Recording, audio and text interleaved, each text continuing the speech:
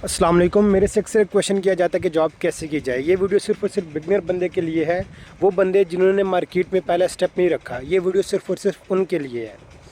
Job करने के कुछ पॉइंट्स बता रहा हूँ। आप किसी के अंडर काम कर रहे हैं या किसी भी इंडस्ट्री से रिलेटेड आप जॉब कर रहे हैं, इंटरनेशनल कंट्री में कहीं भी जॉब कर रहे हैं, जॉब करने के कुछ पॉइंट्स हैं, वो माइंड में रखने हैं।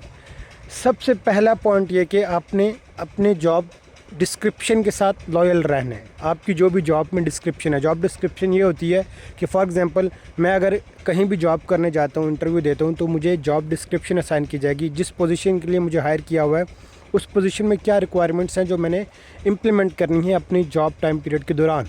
तो जॉब डिस्क्रिप्शन से रेलिवेंट होकर आपने काम करना है। अब जॉब डिस्क्रिप्शन को शॉर्ट फॉर्म में जेडी भी कहते हैं कि जी हमारी जेडी क्या है। जहाँ भी आप इंटरव्यू देने जाएं उससे पहले आपने कहना है कि हमारी जॉब डिस्क्रिप्शन क्या है। फॉर एग्जांपल मेरी फील्ड एसईओ है, तो मैं उधर कहीं भी कंपनी में हायर होता हूँ तो मैं एसईओ से रिलेटेड अपनी जॉब टाइम पीरियड में इम्प्लीमेंटेशन करूँगा। मेरा काम सिर्फ वही होगा।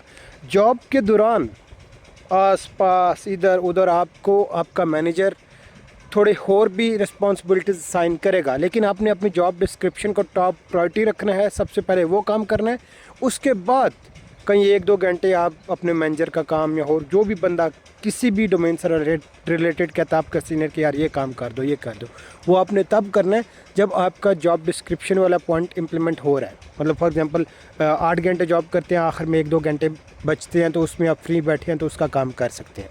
पहला पॉइंट ये। दूसरा पॉइंट, आप कहीं भी जॉब कर रहे हैं, आपको जो भी काम आप कर रहे हैं, काम आपने कर लिया, उसके बाद आपने आगे रिपोर्ट करना होता है रिपोर्टिंग बॉस को। हर बंदे के अंडर ना एक उससे टॉप लेवल के ऊपर एक मैनेजर असाइन होगा या कोई भी सीनियर बंदा असाइन होगा, आपने उसको रिपोर्ट करना है। उसके बाद आपने कंपनीज़ के अंदर, ऑर्गेनाइजेशन के अंदर मेन ऑनर को, अगर वो फ्री है ऑनर आपसे, आपको समझ आ जाती है इन्वायरमेंट के अंदर कि जी हमारा ऑनर वो स्ट्रिक्ट है, वो बिल्कुल माइक्रो मैनेजमेंट करता है, वो पूछता है हर किसी से, तो आपने उसको भी रिपोर्टिंग करते रहना है। बट रिपोर्टिंग बॉस को बेशक इन्फॉर्म कर भी दें। अगर रिपोर्टिंग बॉस कहता है कि सिर्फ मुझे करना है, फिर आप इनडायरेक्टली डाटा रखते रहें। At the end of the month आपका मेन ऑनर जो कंपनी का है वो रिपोर्ट आपसे मांग लेता है, तो आपने उसको भी रिपोर्टिंग करनी है। दूसरा पॉइंट कि आपने रिपोर्ट करनी होती है अपनी रिपोर्टिंग बॉस को।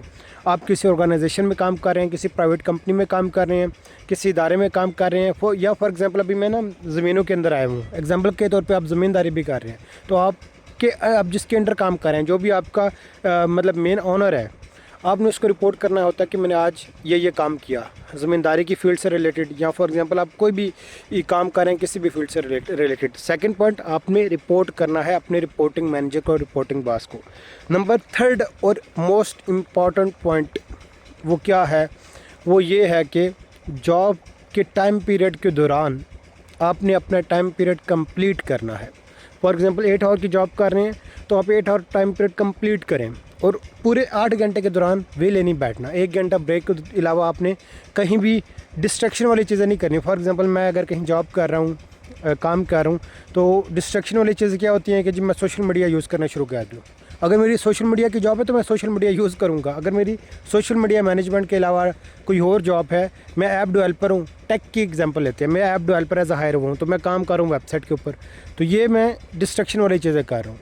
या मैं मोबाइल यूज़ करूँ हर 1 घंटे के बाद, उस दौरान आपको लगता है कि कोई बंदा नहीं देख रहा, बट कैमरे के अंदर या कहीं ना कहीं मेन ऑनर जो होता है ना, जिसने अपने अंडर टीम हायर की होती है, उसको हर पल पल की खबर होती है।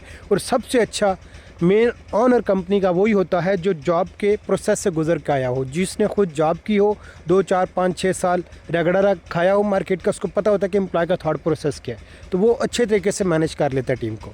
ये हो गया थर्ड पॉइंट।